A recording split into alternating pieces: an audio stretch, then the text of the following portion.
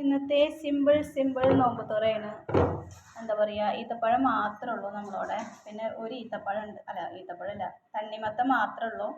പിന്നെ ഉള്ളത് ഒരു ഈത്തപ്പഴമാണ്. അതുകൊണ്ട് ഞങ്ങൾ 50 അടിക്കും. പിന്നെ ഉള്ളത് ജ്യൂസാണ്.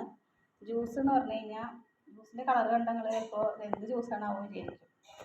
ഒരു കഷ്ണം, കുഞ്ഞൊരു കഷ്ണം പൈനാപ്പിൾ ഉണ്ടായിരുന്നു, ഒരു പിടി മുന്തിരി ഉണ്ടായിരുന്നു. അപ്പോൾ ഇതെല്ലാം രണ്ടും കൂടി അങ്ങനെ മിക്സ് ചെയ്തിട്ട് അങ്ങോട്ട് അടിച്ചു. പിന്നെ ഒരു നാരങ്ങയുടെ പകുതി ഒഴിച്ചു കേട്ടോ അതിൽ. എന്നിട്ട് അങ്ങോട്ട് ഒരു ജ്യൂസ് എന്ന് പറയാൻ പറ്റില്ല, ജ്യൂസ് പോലെ അങ്ങോട്ട് ആക്കി.